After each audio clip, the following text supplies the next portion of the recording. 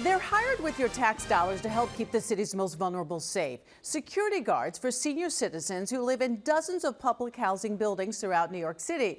Well, it turns out many of those security guards never showed up for work, including fire guards who are supposed to prevent fires from spreading. Investigative reporter Dan Krauth shows us what's being done about it. When an e-battery sparked a fire at a senior complex in Brooklyn, sending 2 people to the hospital, investigators found the fire guard who was hired to help prevent the flames from spreading was nowhere to be found. When old buildings don't have working fire prevention systems, a fire guard is responsible for patrolling the building.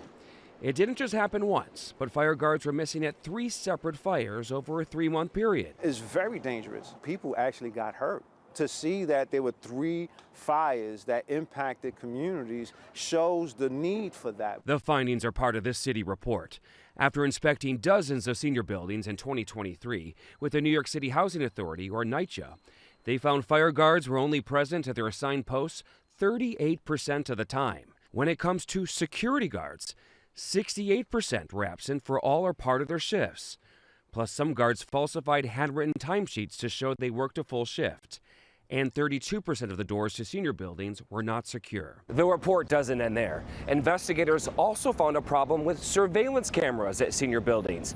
A majority of them either didn't work or were unable to be viewed remotely. This is unacceptable, NYCHA. City council members questioned NYCHA officials at a recent hearing. They're calling on NYCHA to make a dozen changes moving forward, including electronically tracking workers and their timesheets. The first thing we started to do was better oversight by hiring additional staff and really changing the culture of how we manage the contract. The company who was contracted to provide security told us any suggestion that Allied Universal falsely billed NYCHA is not true. The DOI did not inform us of their investigation or afford us an opportunity to respond to their concerns they identified prior to issuing the report.